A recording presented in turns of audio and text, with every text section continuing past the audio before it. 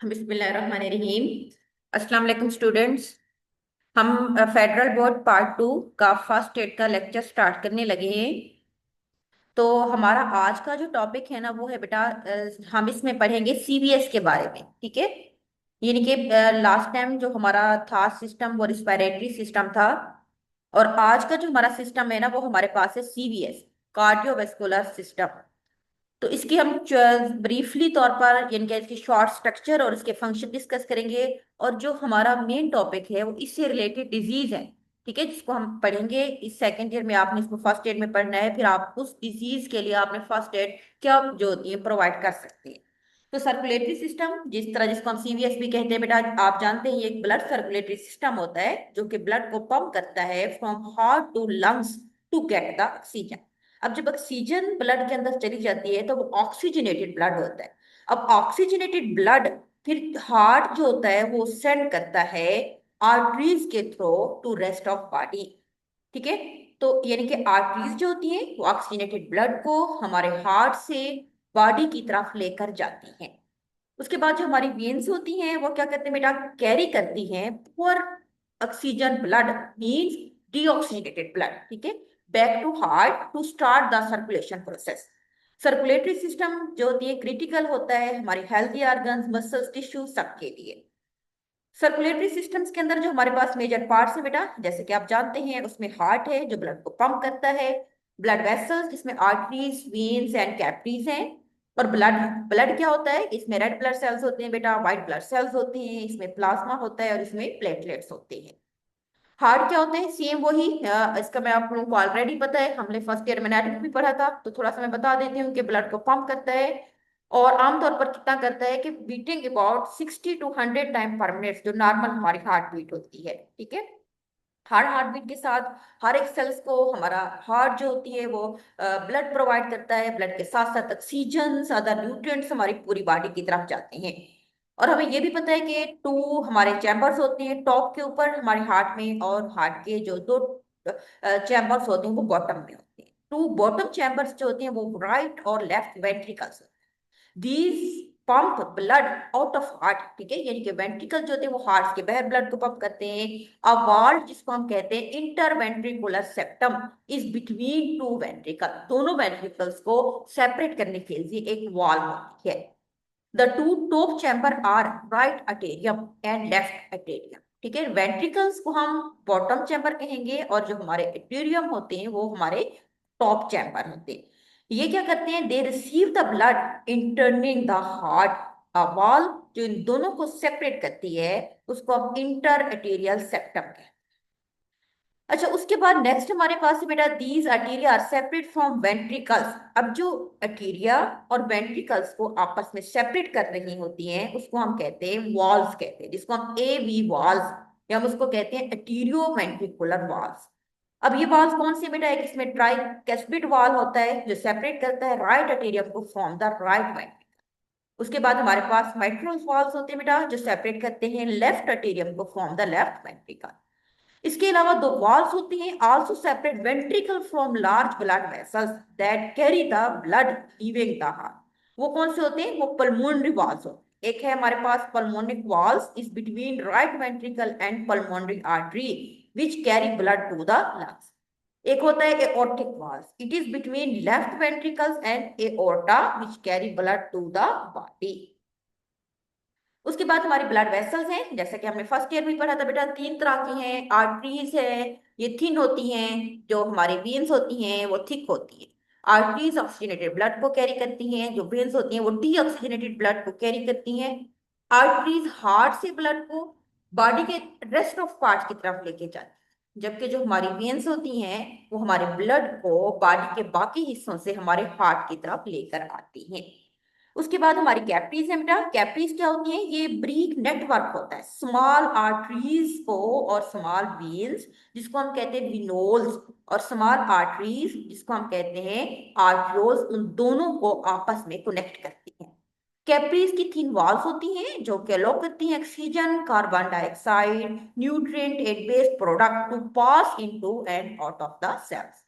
जैसे कि आप देख सकते हैं बेटा, आर्टरी, ठीक है, ये हार्ट की तरफ जा रही है, और फिर हार्ट से ब्लड को बॉडी के रेस्ट ऑफ पार्ट की तरफ लेके आ जाएगी। दरमियान में कैपिलरीज हैं जो सेल्स की के दरमियान न्यूट्रिएंट्स वगैरह का एक्सचेंज करती हैं। और ये हमारे पास क्या है, ये हमारी वेन्स होती हैं जो कि डीऑक्सीजनेटेड ब्लड हमारे पूरी बॉडी से लेकर आती है। ठीक है। अच्छा, उसके बाद अब हम इससे डिजीज पढ़ते हैं। एक फर्स्ट डिजीज हमारे पास है बेटा शॉक। शॉक क्या है? ये क्लिनिकल एक्सप्रेशन होती है सर्कुलेटरी फेलियर की। जब हमारा सर्कुलेटरी सिस्टम सही से काम नहीं कर रहा तो जो एक क्लिनिकल एक्सप्रेशन हो गया, हम उसको शॉक कहें। इसमें क्या होता है कि that result in inadequate cellular oxygen utilisation. Proper oxygen नहीं मिलती सेल्स को, तो उसकी वजह से ये क्लिनिकल एक्सप्रेशन होती है जिसको हम शॉक कहते हैं। ये कॉमन कंडीशंस होती है खासतौर पर क्रिटिकल केयर के अंदर, affecting 1/3 of patient in the ICU. Diagnosis of shock base करता है clinical, haemodynamic and biochemical science के ऊपर। ठीक है। अब शॉक में बॉडी के ऊपर क्या इफेक्ट? सबसे पहले तो इंसान डिजनेस फील करता है, ड्रोजनेस, इरिटेबिलिटी, एंजाइटी, और जब बहुत ज्यादा सीवियर हो जाती है तो इंसान फेंट भी हो जाता है। इन लार्ज प्यूपल, प्यूपल का साइज जो उसकी आंखें खुली की खुली रह जाती है। फास्ट पल्स रेट फास्ट हो जाती है, ब्रीथिंग रेट रैपिड हो जाती है, स्वेटिंग बहुत ज्यादा होती है, नोजिया और वोमिट स्टार्ट हो जाता है, ब्लू या ग्रे फिंगर या लिप्स, यानी कि ऑक्सीजन की जब कमी होगी तो ऑटोमेटिक कार्बन डाइऑक्साइड ज्यादा हो जाएगा और बॉडी जो होती है वो ब्लू होना शुरू हो जाएगी। उसके बाद पेशेंट्स क्या होगा, पेल हो जाता है, उसकी स्किन कूल एंड काली हो जाती है। उसके बाद है फर्स्ट, सबसे पहले क्या होगा, systemic आर्टियल hypotension is usually present. Hypotension mean BP एकदम कम हो जाएगा, but magnitude of hypotension may be only moderate, specially in patient with chronic hypertension. Typically in adult systolic जो उसका प्रेशर होता है वो लेस देन 90 हो जाता है बेटा, means arterial pressure is less than 70 which associate tachycardia, जिससे हार्ट रेट अचानक तेज होना शुरू हो जाती है। Second, these are other clinical sign में हेपोपरफ्यूजन हो जाती है, इनके ब्लड का फ्लो कम हो जाता है, जिसको हम जो होती है 3 विंडो ऑफ बॉडी से देखते हैं। फॉर एग्जाम्पल पहला नंबर पे क्या है, स्किन से। कुटिनियस स्किन जो होगी वो कोल्ड हो जाएगी, क्लेमी हो जाती है, इसके साथ साइनोसिस होना शुरू हो जाती है, और उसके बाद क्या हो जाएगा, वेजो कंस्ट्रिक्शन होना शुरू हो जाती है, ब्लड का फ्लो रुक जाता है। रेनल, दूसरा पैरामीटर हम किडनी को फौरी तौर पर देखते हैं, किडनी के अंदर जो यूरिन की आउटपुट होती है वो लेस देन 0.5 ml होना शुरू हो जाती है। तीसरे नंबर पे हम देखते हैं न्यूरोलॉजिकल पैरामीटर होता है, यानी कि जो पेशेंट की मेंटल स्टेट होती है वो अल्टर्ड हो जाती है, जिसकी वजह से उसको डिसोरिएंटेशन, कंफ्यूजन, अपडेटेशन, यानी कि इंसान जो होता है वो अपनी मेंटल स्टेट में नहीं होता। अब तीसरी चीज हम इसमें क्या देखते हैं बेटा, हाइपरलेक्टिमिया टिपिकल प्रेसी। इसमें क्या होता है कि इंडिकेट करता है कि हाइपरलेक्टिमिया मींस के इसके अंदर जो इलेक्ट्रोलाइट्स वगैरह का जो एक नॉर्मल लेवल होता है ब्लड के अंदर, जो लैक्टेट का लेवल होता है वो क्या होना शुरू होता है, ज्यादा होना शुरू हो जाता है, जो इस बात को इंडिकेट करता है कि ऑक्सीजन की प्रॉपर मेटाबॉलिज्म नहीं हो रही है हमारी बॉडी के अंदर। सो नॉर्मल जो ब्लड लैक्टेट लेवल होता है वो होता है 1 मोल, ठीक है, मिलीमोल पर लीटर। लेकिन अगर लेवल इंक्रीज हो जाए 1.5 मिलीमोल से, तो इसके शो करता है कि सर्कुलेटरी फेलियर हो गया, जिसको हम शॉक का नाम देते हैं। अब शॉक के आगे मुख्तलिफ टाइप से बेटा, सर्कुलेटरी फेलियर बेसिकली अब शॉक को कहते हैं, उसकी पैथोफिजियोलॉजी क्या है, इन केस में क्या होता है। ये एक लाइफ थ्रेटनिंग कंडीशंस होती है, जैसे हमने ऊपर पढ़ा है कि जब हमारी बॉडी को प्रॉपर ऑक्सीजन डिलीवर नहीं होती, सेल्स के अंदर ऑक्सीजन की मेटाबॉलिज्म नहीं होती, बॉडी की रिक्वायरमेंट पूरी नहीं होती, तो सेल्स जो होते हैं उनमें हिपोक्सिया हो जाता है। इफेक्ट ऑफ शॉक क्या होता है, रिवर्सिबल होता है, बट रैपिड बिकम इरिवर्सिबल। अगर हम फौरी तौर पर उसको कवर कर देंगे तो वो रिवर्स हो जाएगा, लेकिन अगर हम उसको ट्रीट नहीं करते टाइम के ऊपर तो वो इरिवर्स भी हो जाता है, resulting in multi-organ failure and death. When a patient with undifferentiated shock, it is important that clinical immediately जो होते हैं उसको पेशेंट्स को फौरी तौर पर हॉस्पिटल में लेके जाना चाहिए ताकि हम प्रिवेंट कर सके MOF, multi organ failure and deaths.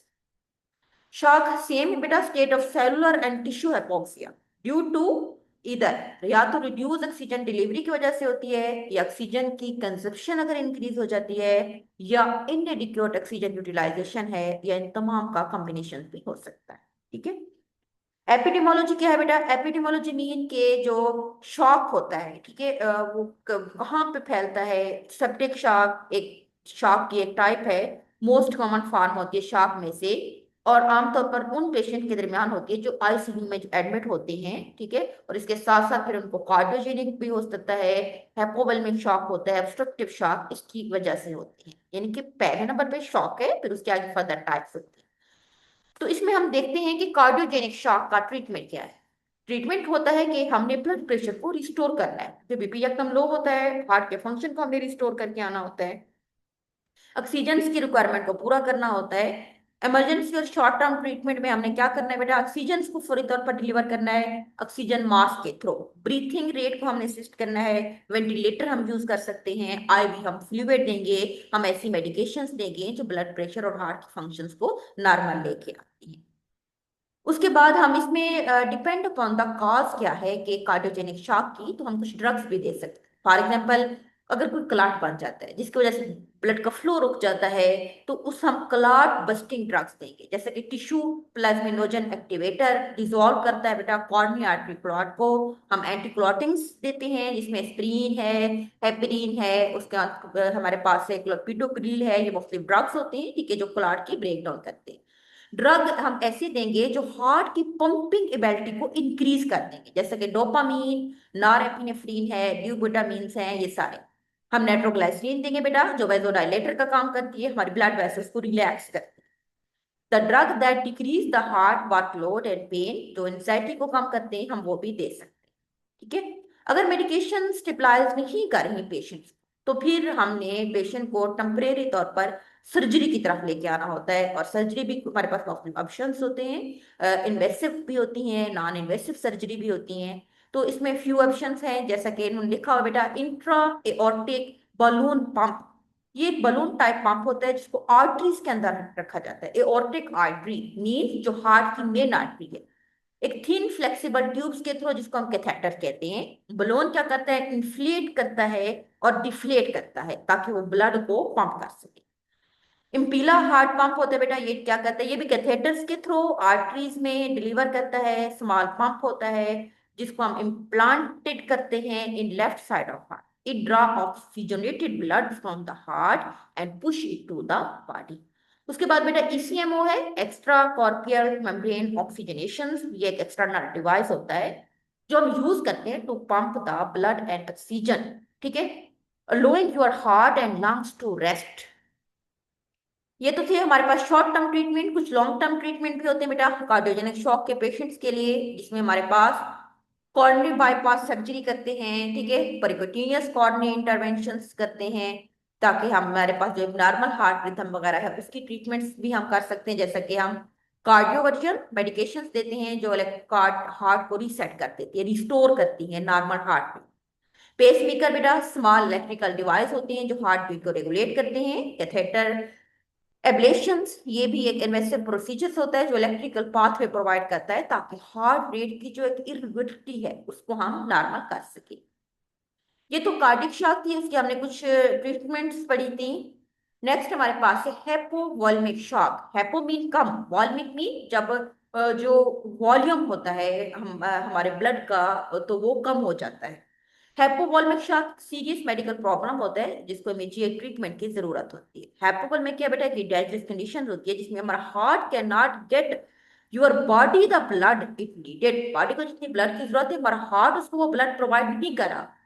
जब ब्लड नहीं जा रहा, ऑक्सीजन नहीं जा रही, तो ऑटोमेटिक वो शॉक होगा। और क्योंकि ब्लड नहीं जा रहा, तो हम इसको हेपोवेल्मिक शॉक कहते हैं। हेपोवेल्मिक शॉक्स में जो होती है हमारी बॉडी का ब्लड वॉल्यूम है वो कम हो जाता है।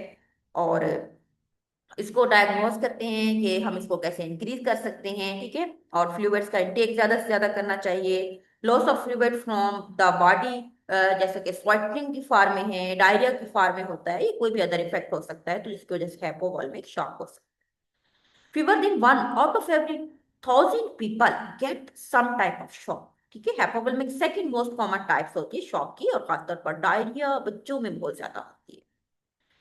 ट्रीटमेंट में हमने क्या देना बेटा? अगर डायरिया है तो जाहिर सी बात है ओआरएस वगैरह देंगे, आईवी फ्लूइड की इनटेक करते हैं। साइन एंड सिम्टम्स क्या होते हैं पेशेंट्स को? वीकनेस, फटीग, डिजीनेस, थर्स्ट, ये सारी हैं।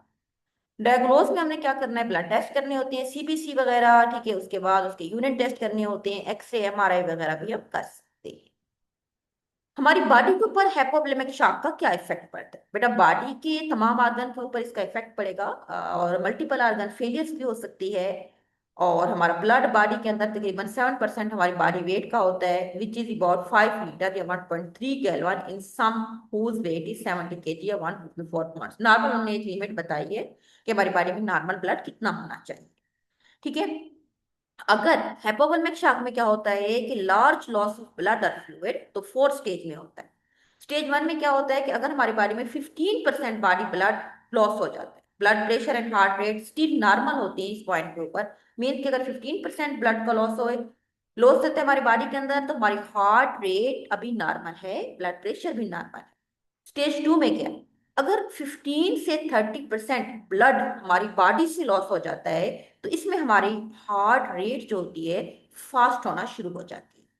थर्ड स्टेज में क्या होता है कि 30 to 40% अगर ब्लड हमारी बॉडी से लॉस होना शुरू हो जाता है, तो अब इसमें क्या होगा, सडन हमारा ब्लड प्रेशर भी ड्रॉप होना शुरू हो जाता है, और साथ में हमारी हार्ट रेट भी और हमारी ब्रीथिंग रेट भी जो होती है फास्टर होना शुरू हो जाती है। अब स्टेज 4 में क्या है बेटा, इसके अंदर अगर तो 40% से भी ज्यादा ब्लड हमारी बॉडी से लॉस हो जाता है, तो इसकी वजह से हमारा ब्लड प्रेशर भी लो है, heart rate too much high होती है, और इसकी वजह से हमें जो होती है आईसीयू की जरूरत पड़ती है। सिम्टम्स एंड कॉजेज क्या है बेटा, हाइपोवोलेमिक शॉक में जो होती है, ब्रीथिंग रेट फास्टर होती है, feeling confused, sweating a lot, passing out, heavy skin, feel cool, feeling weak, temperature low, blood pressure low, fast pulse, ये सारा। इसकी काजेज क्या बेटा, मुख्तलिफ हो सकती हैं काजेज, जैसे कि डायरिया, बर्न, पेंक्रियाटिक्स, ठीक है, मुख्तलिफ है। और ट्रॉमेटिक इंजरी भी सर्जरी की वजह से भी हो सकती है, एटोपिक प्रेगनेंसी भी, और उसके बाद aneurysm that has burst. Aneurysm mean कोई चीज जो अंदर जाके कोई हमारी आर्टरीज, कोई वेन्स वगैरह कट हो जाती है, तो ब्लड का बॉडी से लॉस हो जाता है। प्रिवेंशन में वही ट्रॉमेटिक इंजरी से प्रिवेंट करना है पेशेंट्स को, ठीक है। डायरिया है अगर, तो हम उसके इलेक्ट्रोलाइट्स उसको देने, ओआरएस वगैरह देने हैं, ये सारा इसके अंदर आ जाए, ठीक है। तो ये हमारे पास थे शॉक्स। नेक्स्ट हमारा टॉपिक है बेटा हेमाटोलॉजिकल डिसऑर्डर्स, वो इंशाल्लाह हम नेक्स्ट टाइम पढ़ेंगे, ठीक है।